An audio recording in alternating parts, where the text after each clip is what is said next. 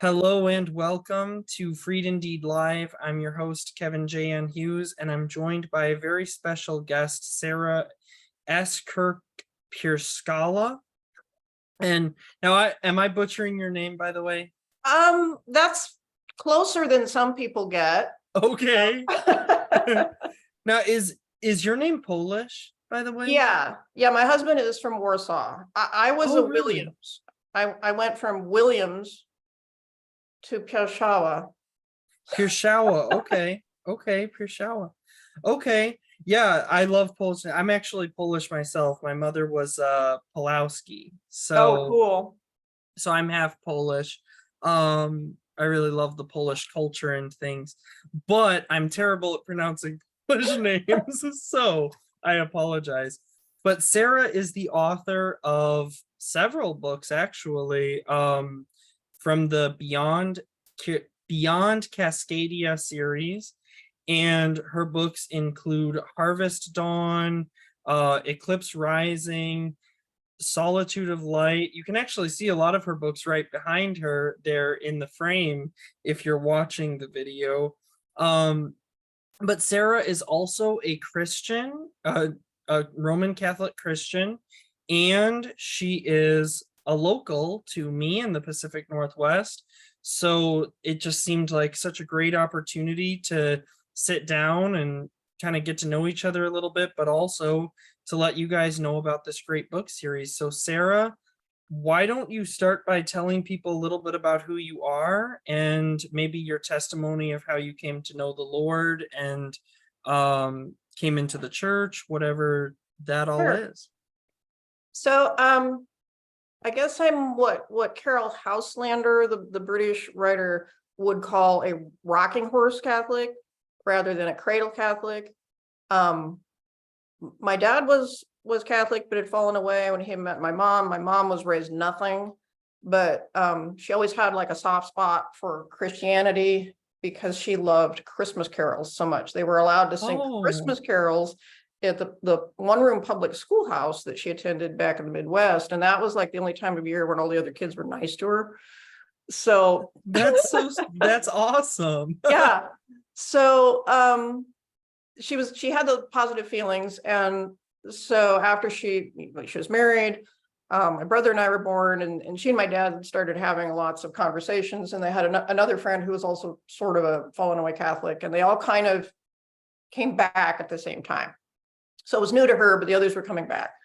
So she and my dad had their civil wedding because it was a religious wedding. She was made her first communion, confession, was received into the Catholic Church all the same day. Wow. And then my brother and I were baptized. And so I have very, very dim memories of that. And she was an artist also. And shortly after her conversion, my dad really wanted her to learn how to paint icons, the traditional Orthodox liturgical art. But she'd been trained in the more Western tradition, and especially in oil painting. So it was really hard to reverse engineer the technique if you don't look at the finished product. Sometimes it's really hard to figure out how they got the results. So a priest friend hooked her up with a woman who had recently returned from Greece, who was one of, if not the first woman who was allowed into Greece to specifically study icon writing with the monks. So she brought back a lot of that wisdom and passed it on to my mom.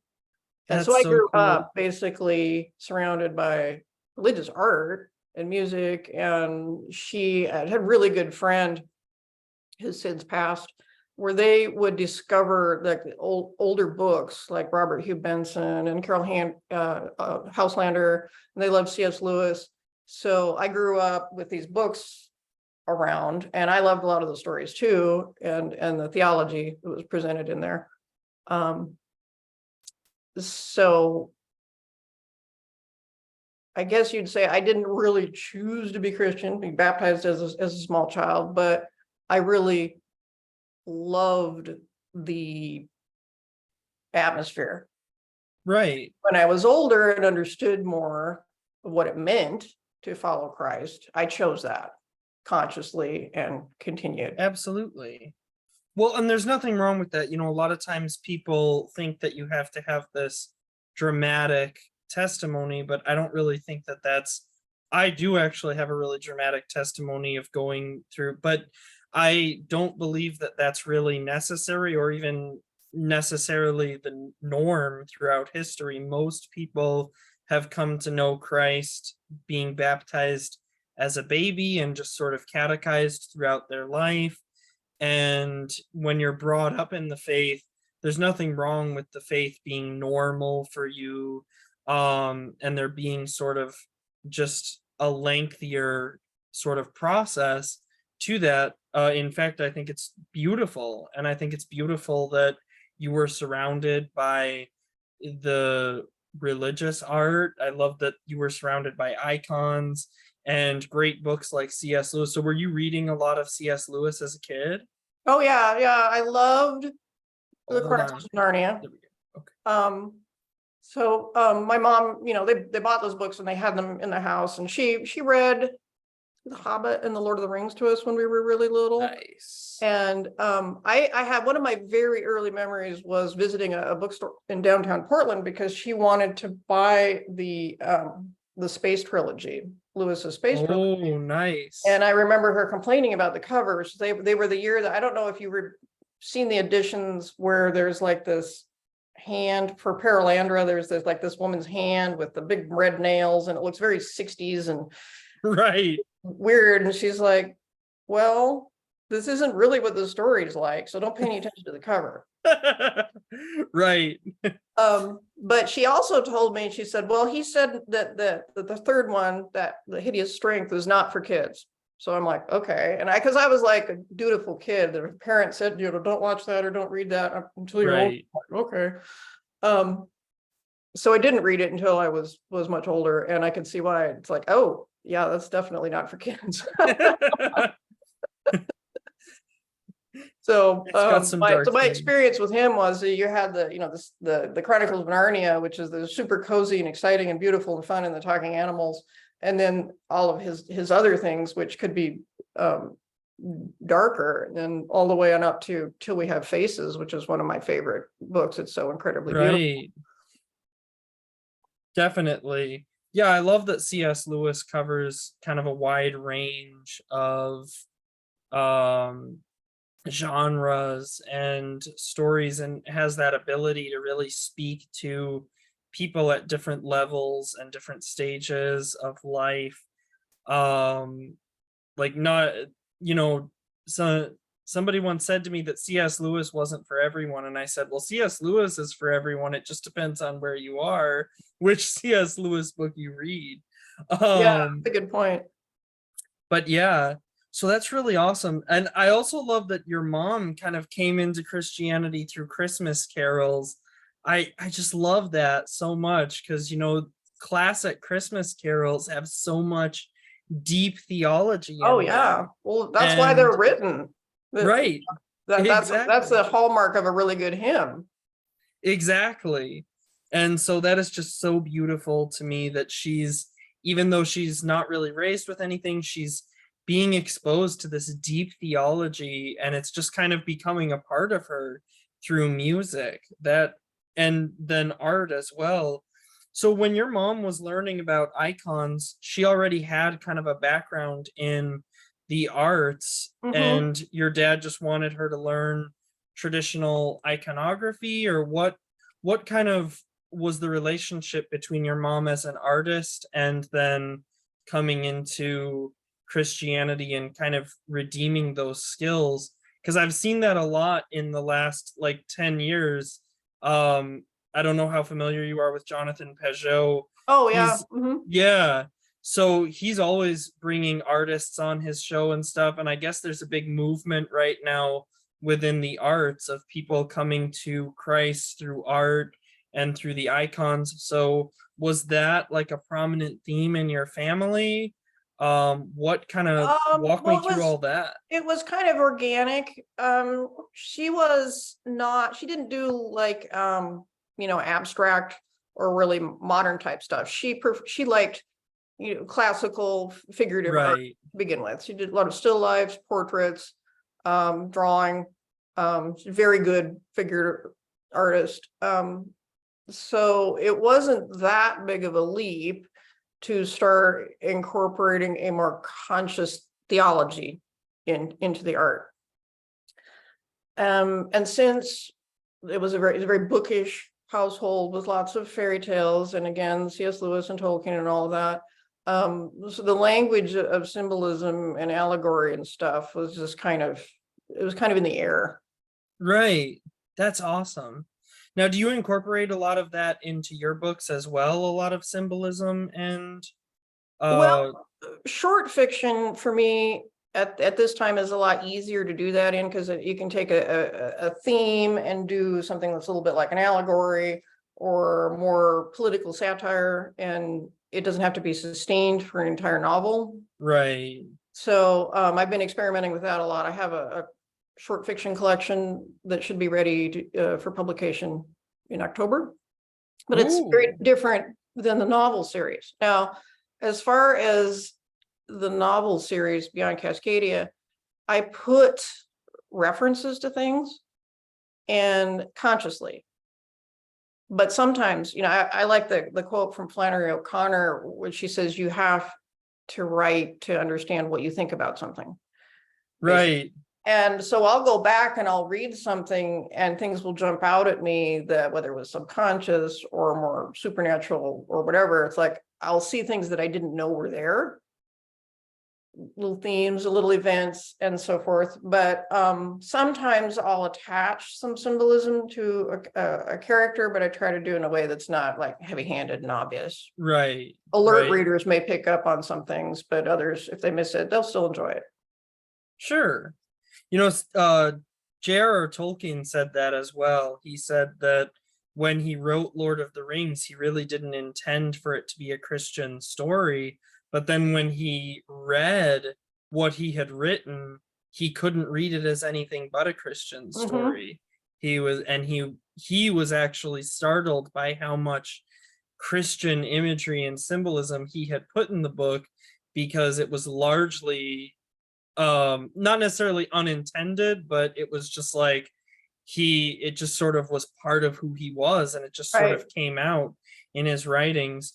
And I think that really good storytelling has a lot of that. So it doesn't surprise me that you have these references, but as you're going back and reading your own book, you're seeing things in there and saying, man, I didn't even know I had incorporated that, because it's like you just sort of breathe this stuff and it gets into your work. I would go so far as to say, and I'm involved in several different writers groups through social media, Discord, Twitter, whatever, and some of us are more openly Christian with what we're doing. Sure. And so people will discuss, what makes a good Christian story and what is Christian art. And I think that Tolkien's philosophy of subcreation comes into play when we realize that, everything that you do is contributing your bit to creation. And I would also say, and I don't know how many people would agree with this, but any story or art that isn't overtly and deliberately atheistic or anti-God or anti-religion is almost default Christian. If the creator is honest about addressing good and evil and how the universe works and how people really act and consequences of things, then there's going to be Christian elements in there somewhere. Right. I think you can see that, actually. I agree with you. And I think you can see that a lot in Harry Potter, because J.K. Rowling, well, she's kind of sort of a Christian. I guess she's like a liberal Presbyterian or something. She's not a Christian in the traditional sense of what that word means, but yet I can't read Harry Potter without seeing tons of Christian symbolism and the sort of death and resurrection for the salvation of others. And there's this beautiful Christian imagery woven throughout her story, even though she's not really a Christian in a recognizable sense historically. So I think you're absolutely right. Or even when you read and some people might find this controversial, but I think the church fathers agree. They talk about this. When you read like pagan mythology, you can see tons of Oh, definitely, yeah. Christian symbolism throughout. Um, Well, and I think the new atheists will say, well, that's proof that it's not real because they were taking it from these pagans, right, that is exactly. what they try to. But I loved what I think it was C.S. Lewis who held that. No, because of the fall and the hope that Adam was given, these things were always going back to the very beginning and showed up in different streams and in different cultures. Right. Even though they were so far away from the Jews and then from the Christians, there was still those seeds in there. Exactly. There is. And you see that a lot with different things. Even St. Basil, when he wrote his catechetical work, he encourages parents to actually have their kids read the pagan stories first and learn kind of the rudiments of virtue from these stories, and then read the Old Testament, because then they'll have a better framework to understand it. So no, I'm not necessarily saying that all Christian parents should do that, but I'm saying that what we're talking about is not foreign to the Right. language of the fathers.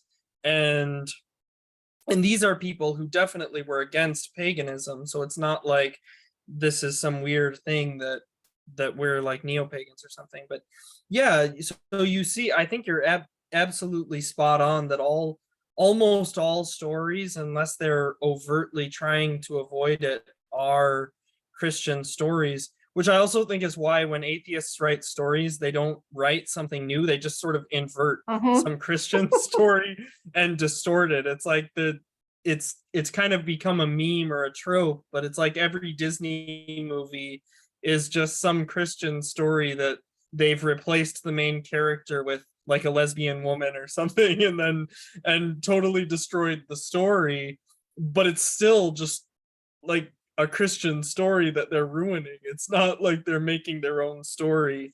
And I Yeah, almost think they have to. It's like a I parasitic remember relationship. there was like a minor controversy in my kind of conservative homeschool mom circles about whether to let their daughters, watch any of the Disney movies or princess cartoons. And these were back like in the 90s, early 2000s, before everything went really kind of haywire with the studio.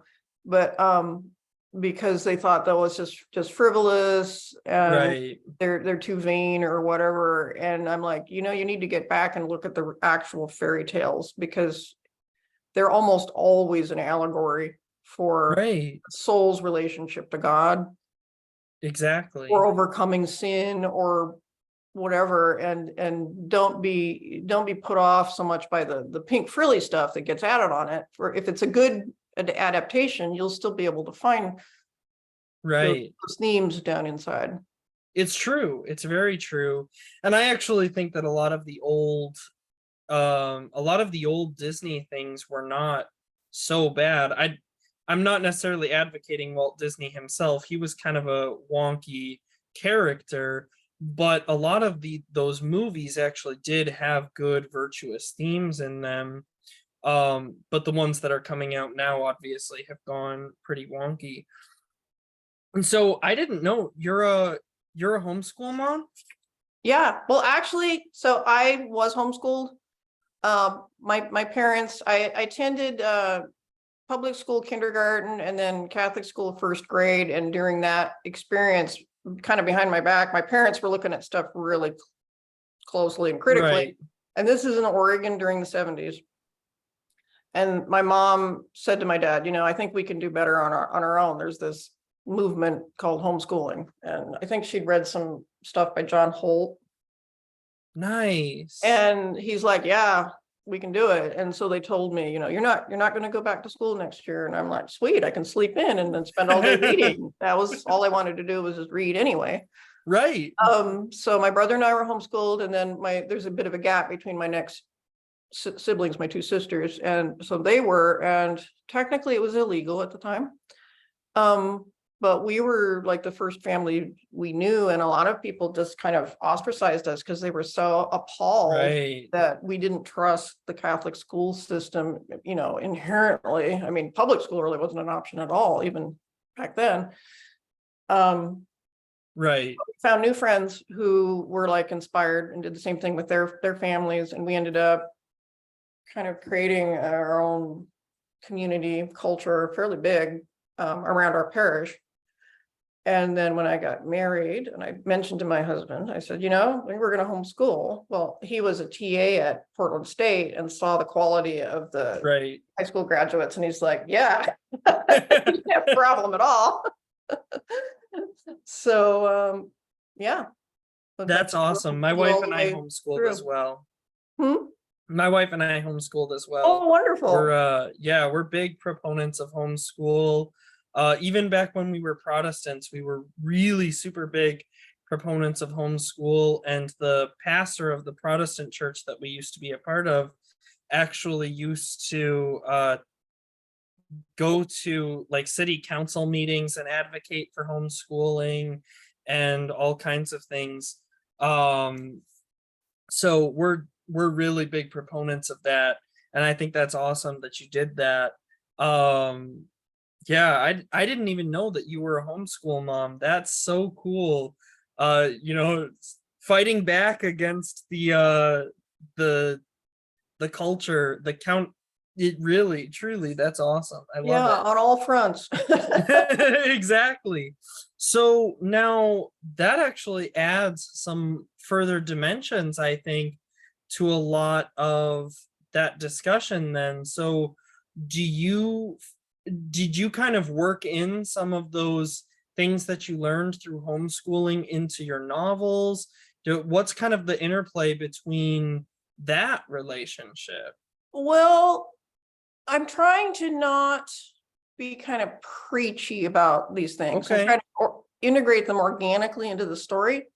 So the main protagonist, starting with book one, is basically that's Owen McIntyre, and he is sort of a product of the culture, and he's not an atheist, but he's kind of an agnostic nun, right, as they call themselves, growing up on the West Coast. His girlfriend is an Orthodox Christian, and I hint that she may have been homeschooled, but that would have been very frowned upon by the authorities by then, because it takes place several decades in the future, where the government has become even more repressive, especially against. Right. So he's kind of taking a chance by dating her. But that's just that's a thread. That's not the main point. Another character was privately tutored because he comes from a wealthy family, but then ended up going to a boarding school. So that's pretty much all I talk about education at that point. By book 4, Harshest Dawn, there's more about alternative cultures that have grown up throughout the country. And that's where I'm going to start to talk more about, kind of hidden religions, hidden economy. And of course, it's kind of assumed these people are not putting their kids in public school. Right. Then there's also the kind of the tech aspect of how you would use technology for educating. What would be virtual reality tours of museums and things like that. And is that good or bad? Because the government's kind of using it to just put out their own propaganda and their own brainwashing, right, which they're kind of doing already. But so I talk a little bit about that too. Now, did you use when you were being homeschooled, you weren't necessarily doing it, but when you were homeschooling your kids, did you use a lot of the sort of technology stuff like Abeka and stuff like that? We did some online stuff. When it came to math, I ended up using Khan Academy because I really like the way that tracks their progress and rewards them and so forth. When they got older, they weren't crazy about the math because my one son in particular thought it was kind of confusing because he wasn't quite sure what he needed to know at that age. So they would go back to whichever ones wanted to an actual physical textbook, or videos or get tutoring from their dad. And it paid off. They're scoring very high on the GED and so forth. So that's good. That's awesome. But we didn't use a set curriculum. It was just Yeah, piecemeal cool. based Kids on tend what to the do kids better need. on like the GED and stuff. Sure. No, yeah, I was just saying that, yeah, homeschool kids tend to actually do better on the GED and all of the different tests and stuff. I know that a lot of colleges have, and even workforce play companies and stuff have started kind of trying to recruit homeschool Yep. kids specifically. So, really good stuff. Yeah, my wife and I used a lot of the tech curriculums, a lot of the online curriculums, but only once they got older, and our girls were pretty self-sufficient by the time they were teens. So we just kind of let them pick their curriculum and do it because they were pretty that's much kind of ready what we by ended then. up doing. But I love that. I love that you kind of have some of that stuff, that knowledge in there. But I also like what you said there about not being preachy with it, because I think that can be a mistake that we make as Christians, is to think that we have to sort of beat people over the head with what we believe. And I would just say to that, like, we don't like it when they do that in woke movies Exactly. and stuff. So why would we think it would be good to do with our stuff?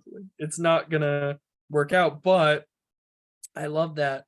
So now, what kind of, getting more into the books themselves, what kind of inspired you to start writing? What inspired you to start working on the Beyond Cascadia series in particular? What were kind of the influences there? And yeah, just tell us everything about the book. Well, But no spoilers. No, I'm just kidding. no spoiler. Okay. All right. I've kind of had the characters and the plot in mind for a long time, since early teens, and because I was inspired by a lot of the really good movies and stuff from the 80s. I love Blade Runner. So Blade Runner is Nice. probably the biggest influence for the seed of the story. But then as it developed, I was also at the same time reading a lot like Bronte and Dostoevsky. So there was this Oh, wonderful. dark, brooding, family secrets, troubled brothers theme that was coming out. So I had a fair amount of material sitting around for years, and looked into self-publishing a version that of course didn't go anywhere because there was no marketing, nobody knew about it. But Right. I followed up with a sequel and showed it to a bunch of people who thought it was pretty good.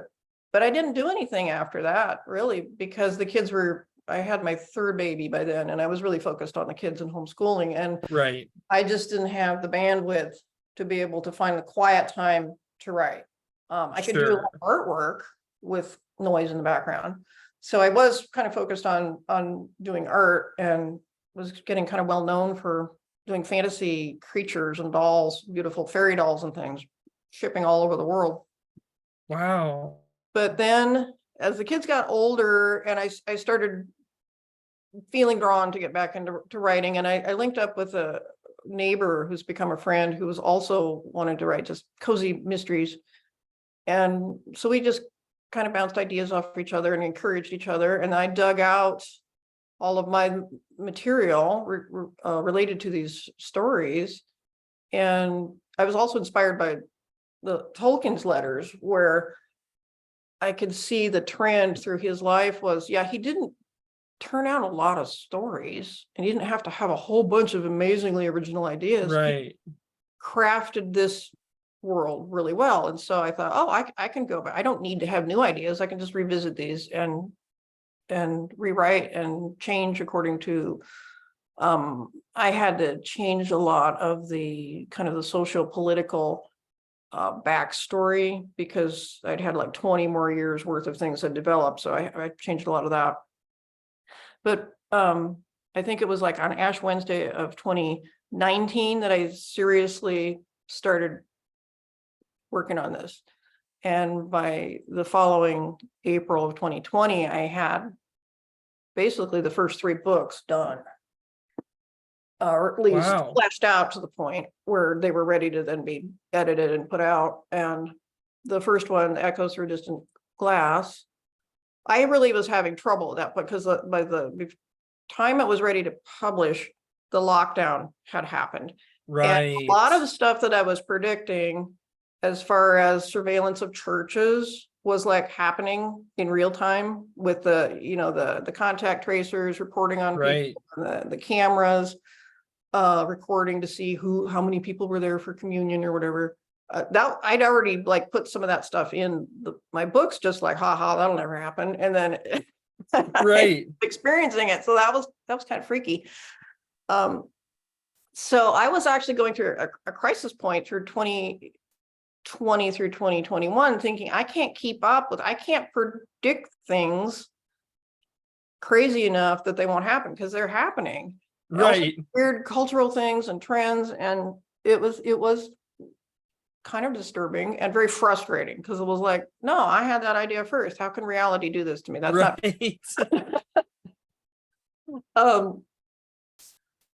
But it was the characters that really kept me going, because I really liked, and a lot of my readers say they really like the relationship between McIntyre and then the next protagonist, is sort of a ally antagonist, or you could call, is Tomas Chen.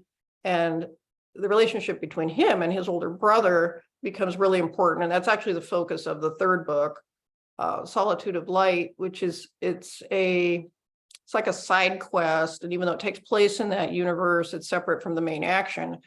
And it's meant to be enjoyed without having to read the others. There's a fair amount of backstory bringing you up to speed. Some people say they don't have any trouble figuring out. Others are like, what? But I think that depends on the reader, where they're coming from.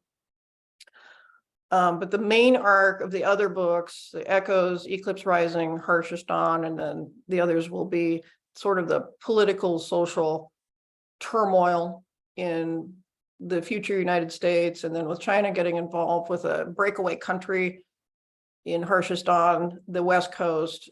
And again, this was something that I had thought, oh, wouldn't it be weird if, Washington, Oregon, and California kind of form their own thing? And then the next thing I know, the 3 governors are signing a pact where how they're going to treat COVID as a unit, and they're doing all this stuff as a unit.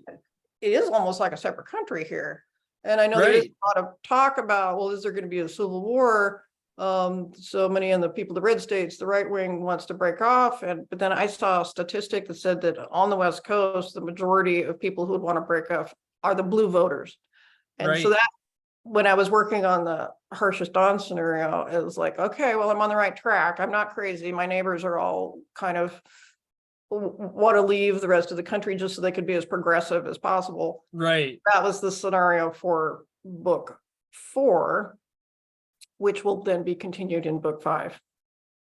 And I hope to I think it'll be able to finish everything in 7 books. Just like Harry Potter. Yeah. No, that's awesome. But I love that, you're writing this and you're kind of like, oh, wouldn't this be crazy if, and then COVID happens. And I think that happens to a lot of us as Christians. Like, it was weird because we sort of would make these jokes, or at least for me, it was a joke, like, oh yeah, the US government is this communist thing, and it's just terrible and all this. And we would make these as kind of jokes, almost like exaggerations. And then all of a sudden it's like, you will not have church. And I'm sitting there like, my joke just kind of came. I know, it's a weird feeling. and it was just bizarre. And but now, when you were going through COVID, did your parish stay open? Did they kind of cower before the governors? How did that play out for you? Because that's been a crazy sticking point for a lot of people. Our parish is kind of on the local authorities' radar anyway, because we're like one of the most conservative in the area. And they did want to keep, they followed what the Archbishop was saying because they wanted to be amenable to him. So we're like, okay, we're following the Archbishop so that he doesn't get in trouble and all of that. We did have a live stream, but stuff kind of was slipping Right. early on. For us, the biggest impact was that in February of 2020, my mom was diagnosed with cancer, and it was stage 4, so it was pretty far. So she was put on hospice pretty soon. Right. After the lockdown, and that was at home. So it was really a blessing that we didn't have to worry about her being away in a facility where we couldn't visit. Right. And our pastor was wonderful about coming and anointing and last rites. And Good. he always brought enough host for us, the whole family, and could hear confession and have communion. So we were really, really grateful for that. And it did make me really appreciative of the Right. because I'd been taking for granted. And you look back in history and it's like most of humanity, Christians couldn't get to mass every day. Right. They couldn't they go to confession regularly. And so prior to 2020, as I was also working on the Solitude of Light draft before the lockdown, I had been, since it has very religious themes. And again, we talked about not preaching, but this part does take part in a seminary and the characters are preached. Right. There is some preaching. But I really felt called to be like going to mass every day as I was thinking over these themes. I prayed a lot in church. I got a lot of wonderful ideas when I was in church, and then boom, all of a sudden that was taken away from me. And I'm like, wait a minute, I was being the good person going to mass every day. And now you're shutting down you're allowing your churches to be shut down. Right. That was really weird. And I felt like, being called to lean on the Lord in a different way and to think about all the people who, for whatever reason, have been shut out from the sacraments. And I try to unite with them. Right. I love that. I love that mindset. Yeah, I know for me, that was a big sticking point during COVID because I had always been sort of flirting with Orthodoxy and considering joining, but then I had been part of a Anglican parish for a time, and they basically shut down. They were a parish in Oregon, and they just totally shut down.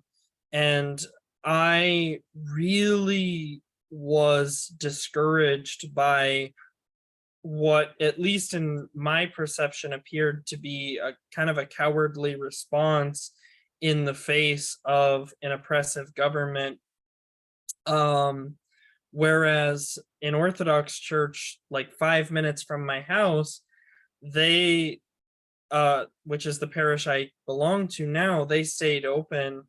And so I basically was thinking of it as, well, this is my opportunity to sort of explore whether I'm really serious about Orthodoxy. But the first time I went to the Divine Liturgy, that was it for me. I was sold. Oh yeah, it's amazing.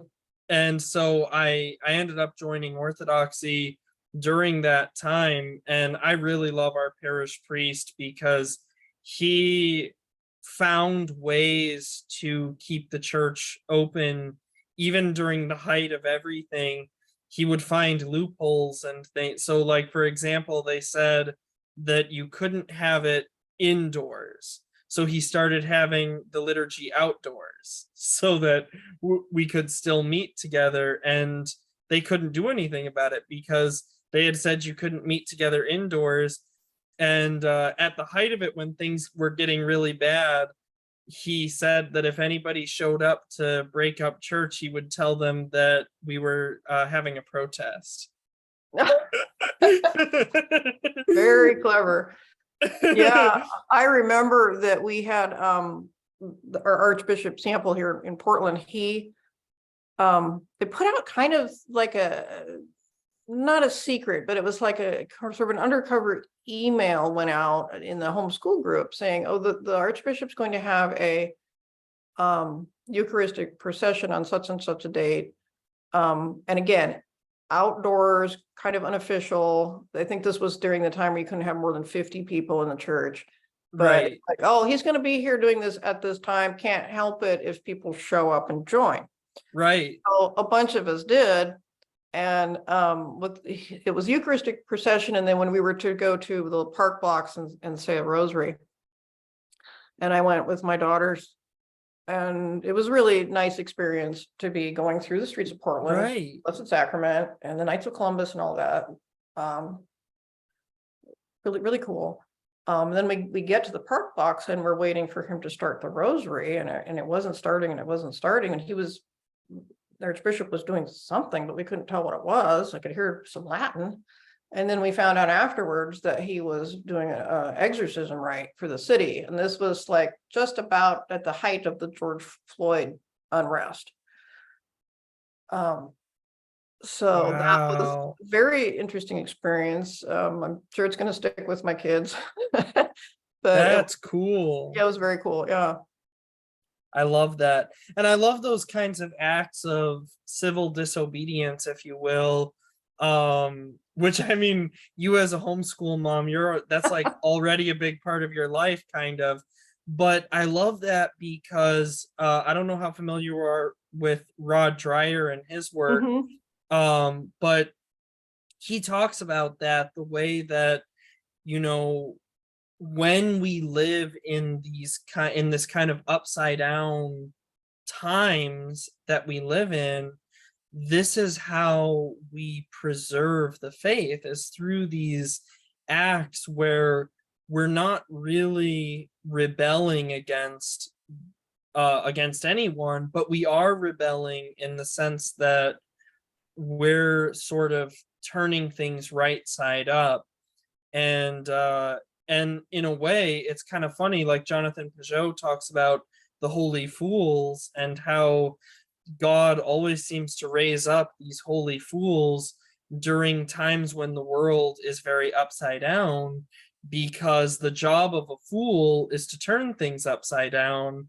But when the world is already upside down, then there's no place to go except right side up. So it's like there's this kind of irony that God has when the world goes crazy. So I just love that you participated in this act of kind of civil disobedience where, everything is shut down, but you're showing up and you're processing through the streets. You're showing people that the good and the beautiful is still present in this world, Exactly. and that they Yeah. can't take it from us. And I love that. Well, it's interesting that you mentioned Rod Dreher, because his Benedict option is one that I've talked about a lot with friends and family, as we were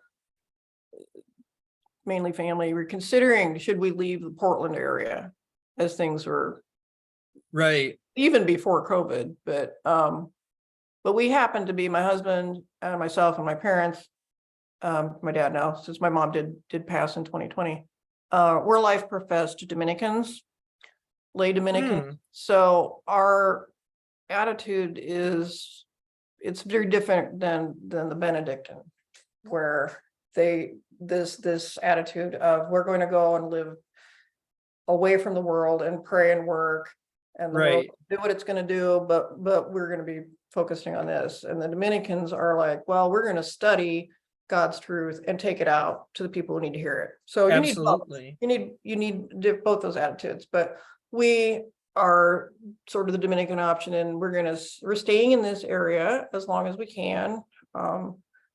The kids are part of the healing process, I think, because they love the state, they love this area, they love Right. aspects of the city, but they have no illusions about the mess that it's in. And they volunteer with a group that meets with the homeless and the street addicts directly, and Wow. brings the word of God and prays with them. And it's this weather, they really need cold water and Gatorade, so they do that too. Right. And it's been wonderful for them to have the opportunity to actually live out their faith instead of just Right. talking about it safely behind some walls. But everybody's different. Absolutely. Every family has different responses to what the world is doing, and each kid is different, Right. what they can handle or what their gifts are. Absolutely. Now, when you say your life professed Dominicans, are you guys like oblates?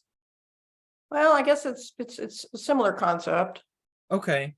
but we're Yeah, kind of attached to this chapter here at our church. that's cool. That's cool. Yeah.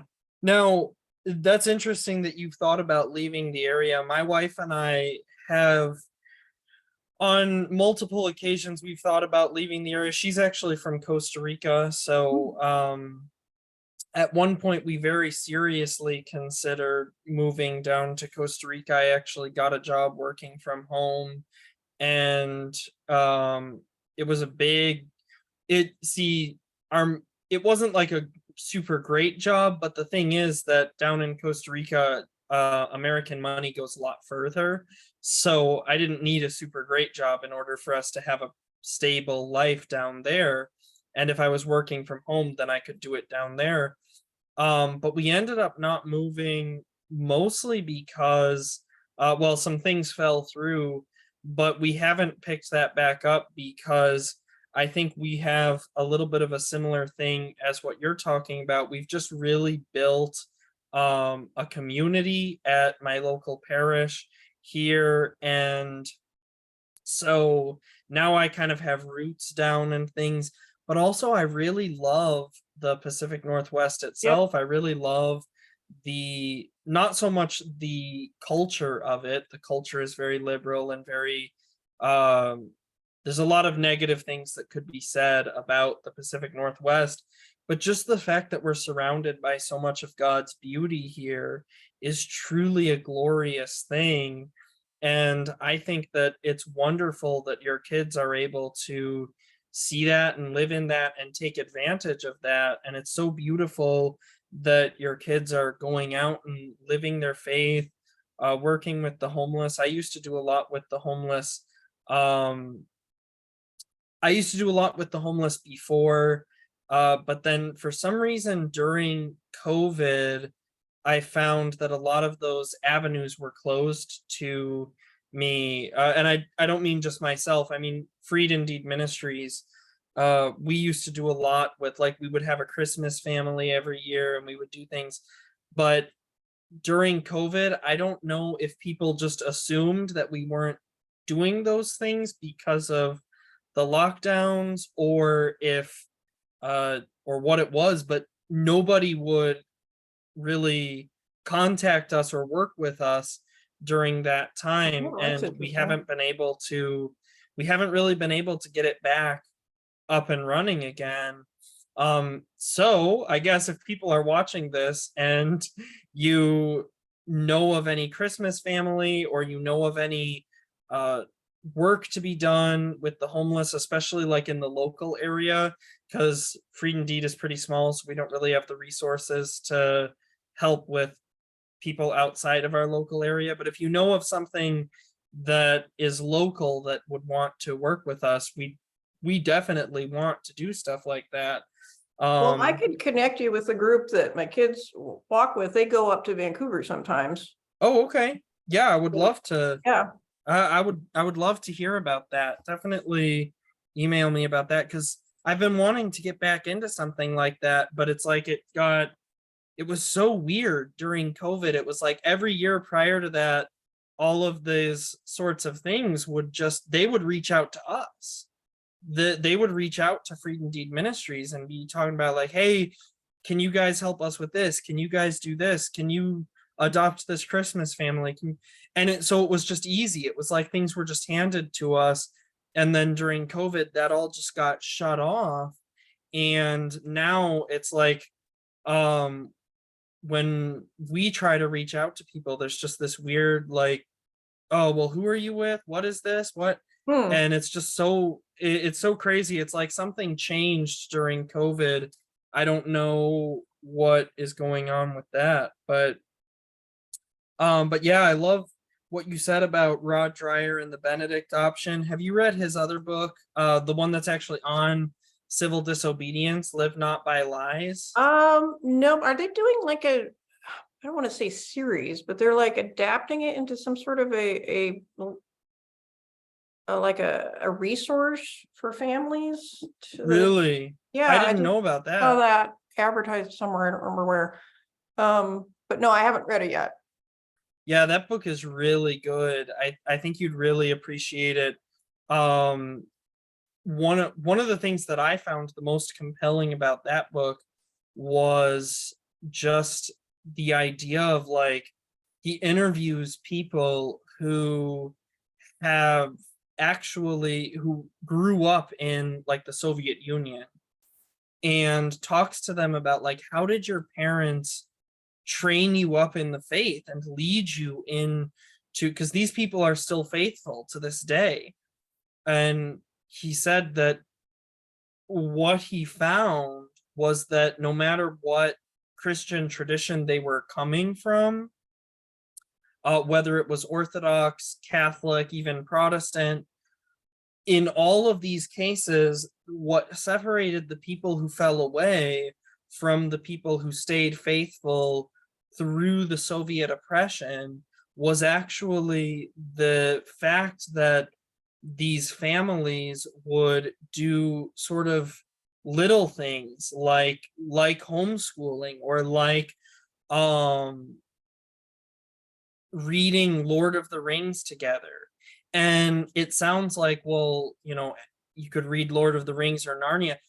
Like, how is that preserving the Christian faith? But if you stop and think about it, like, you're in this environment where if you're reading the Bible to your kids, the state might, literally send people to come and take your kids away, take your Bible and burn it, whatever.